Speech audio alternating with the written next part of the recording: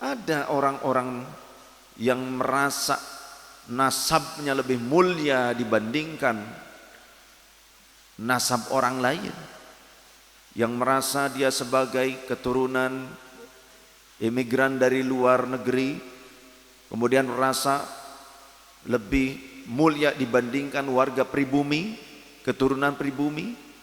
Ada yang seperti itu. Sombong orang tersebut. Dan begitu besar mulutnya orang-orang seperti ini.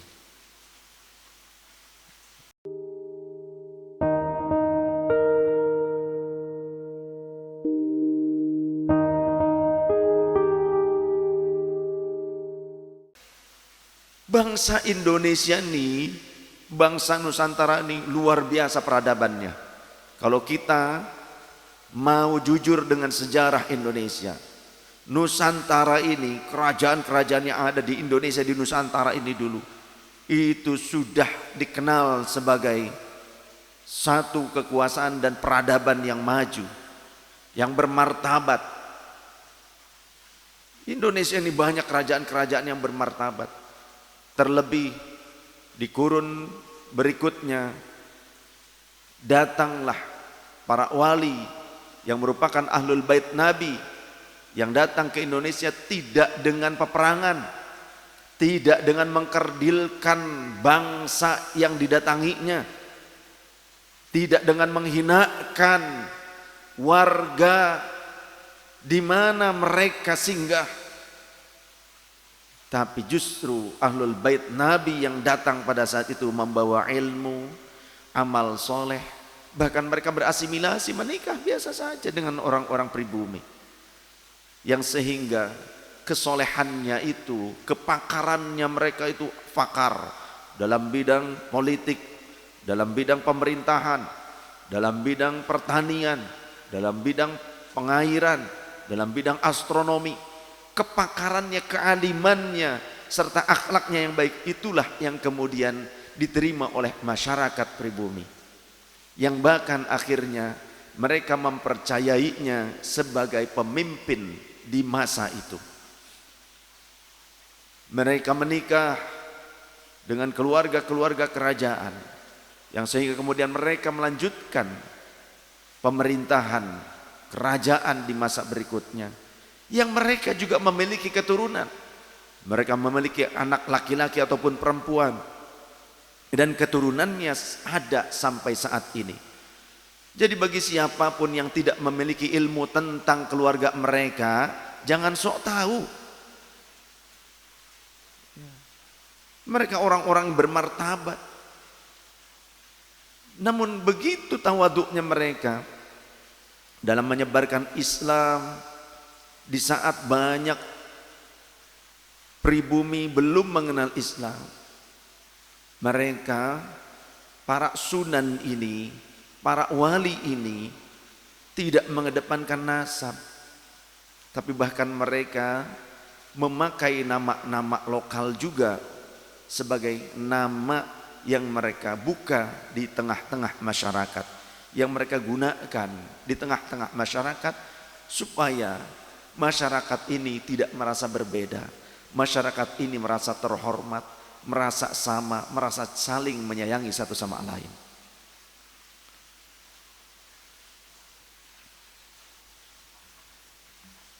Ada orang-orang yang merasa nasabnya lebih mulia dibandingkan nasab orang lain, yang merasa dia sebagai keturunan imigran dari luar negeri, kemudian merasa lebih mulia dibandingkan warga pribumi, keturunan pribumi. Ada yang seperti itu. Sombong orang tersebut. Dan begitu besar mulutnya orang-orang seperti ini.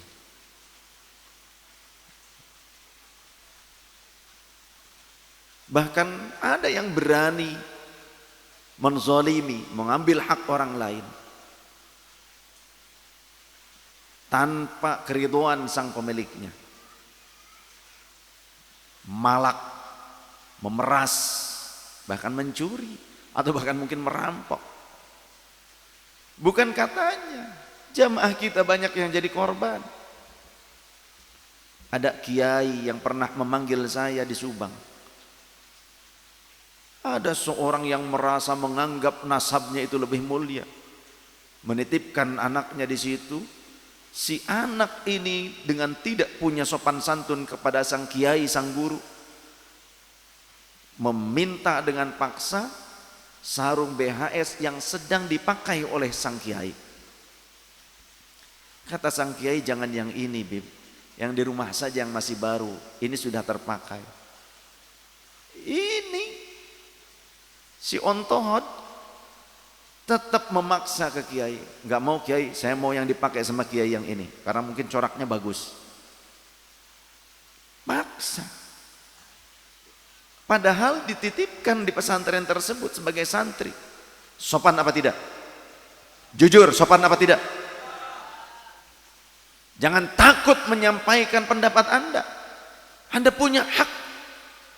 Anda warga negara yang merdeka, umat Rasul yang dicintai Rasul. Ada Kiai Haji Asep Nur Yasin, qari nasional, didatangi serombongan begundal ini dengan mengatasnamakan nasab yang bersambung kepada Rasulullah. Kemudian minta sesuatu, minta uang, disangka dirasa kurang oleh mereka, masuk ke dalam kamar pribadi mengambil perhiasan istrinya. Akhir Ramadan kemarin Kiai Haji Asep Nur Yasin datang ke masjid saya, menemui saya dan cerita hal itu juga. Mengambil perhiasan istrinya berarti rampok hal seperti ini. Pantas apa tidak? Cucu Rasul merampok, pantas apa tidak? Mengaku cucu Rasul mengambil harta orang lain dengan paksa, pantas apa tidak?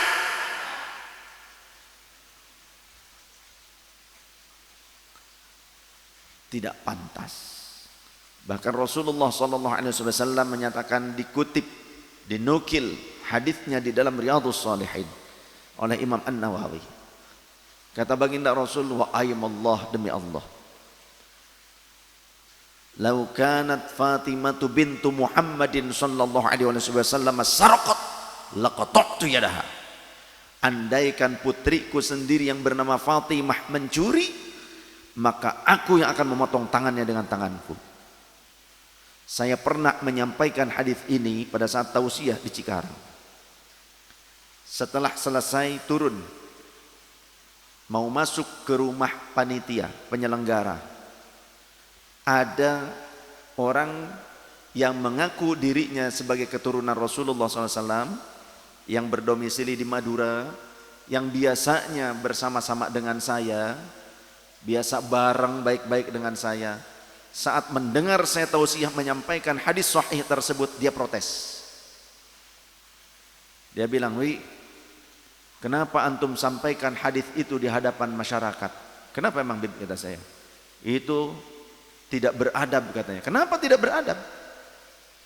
Apakah lantas Imam An-Nawawi, kemudian para a'immah, para imam ahli hadis itu mereka dikatakan tidak beradab karena meriwayatkan riwayat ini?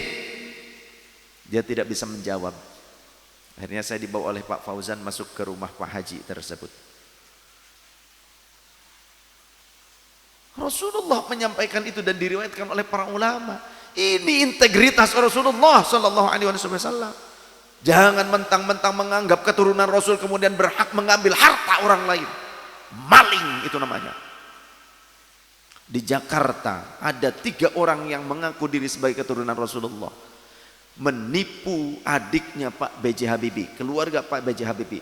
Ditipu apanya? Sertifikat tanah. Digandakan, dipalsukan. Kemudian yang aslinya dijual. Ditangkap orangnya. 3 orang. 3-3-nya mengaku keturunan Rasul semuanya. Dan kalaupun ia tangkap yang seperti itu, proses hukum. Ini bukan negara mbah moyangmu. Ini negara untuk seluruh bangsa Indonesia. Mereka berhak merdeka. Jangan ada lagi penjajahan model baru seperti ini. Karena bisa jadi ini merupakan warisan para kolonial dulu, yang mana kolonial menjadikan sekelompok orang atau beberapa orang yang mengaku keturunan Rasul tapi ternyata sebagai alat untuk kolonial Belanda. Untuk apa? Untuk memberangus keturunan Ahlul Bait Nabi yang menjadi pejuang melawan para penjajah tersebut. Jadi kebiasaan keenakan seperti itu. Doktrin-doktrinnya dipakai sampai kapan kita terlena? Anda umat Rasulullah punya hak hidup nyaman, punya kehormatan. Tidak boleh seorang Ahlul Bait Nabi sekalipun merampas kehormatan orang lain yang bukan Ahlul Bait Nabi. Tidak boleh. Dan Ahlul Bait Nabi selayaknya harus lebih ketat dengan syariat. Harusnya lebih berhati-hati dengan syariat. Lebih berupaya untuk belajar tentang syariat dan mengamalkannya. Harusnya seperti itu. Jangan asal. Jangan sombong dengan nasab. Kenapa demikian? Karena Allah Subhanahu wa ta'ala telah memberikan peringatan kepada keluarga Nabi, bahkan keluarga dekat Nabi. Siapa istri-istri Nabi? Ya nisa'an nabi may ya'ti minkunna bifahishatin mubayyinatin yudha'af lahal 'adzabu dhi'faini wa kana dzalika 'ala Allah yasira. Wahai istri-istri Nabi, wallahu wa rasul a'lam bi muradi wa ma'na. Wahai istri-istri Nabi yang merupakan ahlul bait terdekatnya Nabi, di antaranya adalah istri-istri Nabi, kemudian putra-putrinya Nabi dan cucunya Nabi, menantunya Nabi. Itu ahlul bait Nabi yang paling dekat. Istri-istrinya Nabi, orang yang biasa menemani Nabi, yang melihat, yang berhak melihat auratnya Nabi, yang boleh, wanita yang boleh dipeluk oleh sang Nabi, yang halal untuk sang Nabi, yang melayani Nabi setiap harinya, orang terdekatnya Nabi. Tapi diancam oleh Allah dalam surah Al-Ahzab, ya nisa'an nabi may ya'ti minkunna bifahishatin mubayyinah yudha'af lahal 'adzabu dhi'afaini wa kana dzalika 'ala Allah yasira. Wahai istri-istri Nabi, siapapun di antara kalian yang melakukan fahishah mubayyinah, yang melakukan keburukan yang nyata menurut syariat, ini buruk, maka yudha'af lahal 'adzabu dhi'afain, maka azabnya akan dilipat gandakan. Azabnya akan dilipat gandakan, dosanya ditambah-tambah lagi, dilipat-lipat gandakan dosanya.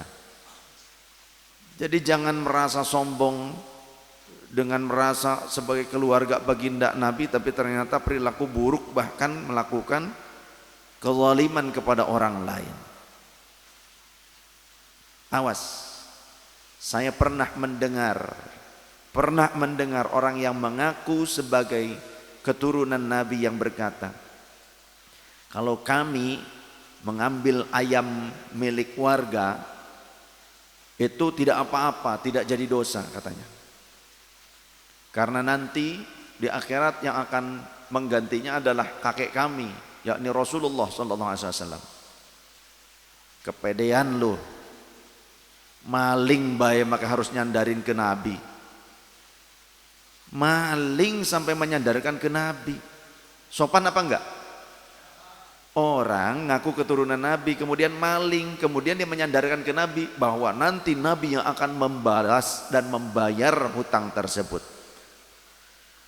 Nyolong menyandarkan diri ke Nabi, pantas apa tidak? Enggak pantas, ya Allah. Menyandarkan keburukan pelanggaran syariat kepada baginda Nabi itu tidak sopan. Na'udzubillah min dzalik. Tsumma na'udzubillah. Sebaliknya di ayat yang 4 ayat yang berkesinambungan ini, jika kalian melakukan kebaikan, maka Allah juga akan melipat gandakan kebaikannya. Barulah di ayat yang 4 ayat ini yang terakhir, ada potongan ayat terakhir, innama yuridullahu liyudhhiba ankumur rijsa ahlal baiti wa yutahhirakum tathira.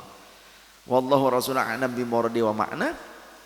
Sesungguhnya Allah berkehendak untuk menghilangkan rijsun, kotoran-kotoran dari kalian ahlal baiti, wahai ahlul baitnya Nabi, wa yutahhirakum tathira, dan menyucikan kalian dengan sesuci-sucinya. Awas, hati-hati, jangan memonopoli ayat. Karena banyak orang menggunakan ayat tapi tidak pada tempatnya atau bukan peruntukannya, tidak sesuai substansinya. Ada orang-orang yang menggunakan innama yuridullahu liyudhhiba ankumur rijsa ahlal baiti wa yutahhirakum tathira sebagai legalitas kemaksiatannya, legalitas perbuatan zalimnya. Ada orang yang seperti itu. Ini merupakan maksiat yang sangat besar. Kenapa? Mendustakan ayat Allah Ta'ala. Kalau mau jujur baca 4 ayat dari sebelumnya, maka akan faham bahwa lafaz innama yuridullah sampai akhir ayat itu tujuannya kepada siapa? Tujuan utamanya adalah kepada istri-istri Nabi, walaupun mereka istri Nabi, disayang oleh Nabi, dilindungi oleh Nabi, mereka khidmat langsung kepada Nabi, hidup sezaman dengan Nabi, hidup serumah dengan Nabi, bisa melihat auratnya Nabi, mereka juga boleh memperlihatkan aurat mereka di hadapan sang Nabi. Walaupun demikian, mereka terancam dengan ancaman jika melakukan keburukan, jika melakukan kemaksiatan, kezaliman, maka double dosanya. Allah juga memberikan motivasi, jika mereka melakukan amal soleh maka double pula pahala kebaikannya. Oleh karenanya, dengan ancaman dan juga dengan motivasi, artinya dengan targhib dan tarhib di ayat-ayat sebelumnya, maka di ayat berikutnya yang ayat yang keempat yang ada kata innama yuridullahu, itu pernyataan Allah. Sesungguhnya dengan ayat-ayat yang sebelumnya berupa targhib dan tarhib, berupa ancaman dan motivasi. Kenapa kok Allah sampai mengancam dan memberikan motivasi kepada istri-istri Nabi, kepada ahlul bait Nabi? Karena Allah berkehendak untuk menghilangkan rijsun, kotoran dari diri kalian wahai ahlul bait Nabi. Berupa apa? Dosa. Dengan cara apa? Allah mengancam, Allah menakut-nakuti ahlul bait Nabi, jika kalian melakukan dosa kalian akan double dosanya, azabnya. Bukan dosa lagi, azabnya double. Maka dengan ancaman ini Allah berkehendak supaya ahlul bait Nabi menghindarkan diri mereka daripada dosa dan kezaliman, sehingga mereka akan dibersihkan, mereka akan dikeluarkan dosa-dosanya. Kemudian Allah juga memberikan motivasi, jika mereka ahlul bait Nabi melakukan kebaikan, Allah akan melipat gandakan pula pahalanya. Maka ini tujuan Allah supaya ahlul bait Nabi ini menjauh daripada kezaliman kepada diri mereka sendiri ataupun kepada orang lain, dan mereka termotivasi untuk melakukan kebaikan-kebaikan. Supaya apa? Supaya jadi penebus dari dosa-dosa mereka. Karena Allah berfirman, innal hasanat yudhibnas sayyiat. Sesungguhnya kebaikan-kebaikan itu bisa menghapus keburukan-keburukan. Kamu hindari keburukan dan kamu harus berpacu meraih kebaikan, supaya aku bisa menghilangkan kotoran dari diri kalian, yakni berupa dosa, dan aku bisa menyucikan kalian dengan sesuci-sucinya. Tujuanku itu mengancam kalian dan memotivasi itu, kata Allah. Gitu maksudnya. Bukan melegalkan maksiat, bukan memperbolehkan ahlul bait Nabi bermaksiat atau bahkan zalim, bahkan mengambil hak orang lain atau menindas orang lain. Ya, bahkan seolah-olah memperbudak dengan cara perbudakan yang baru. Dengan apa? Doktrin kualat, jualan barokah. Awas, jangan mau dibodohi. Kalian ini umat Rasul sallallahu alaihi wasallam. Kalian orang yang merdeka. Jangan mau diperbudak dengan cara perbudakan yang baru. Ayo, Anda, bahkan jika kita ini adalah warga keturunan pribumi, harusnya lebih bangga. Karena apa? Karena bangsa kita Nusantara, bangsa yang bermartabat, bangsa kita bangsa yang besar. Bahkan di negeri kita secara sejarah memiliki peradaban kerajaan-kerajaan yang tangguh. Jangan minder. Anda berhadapan dengan orang Arab, jangan minder.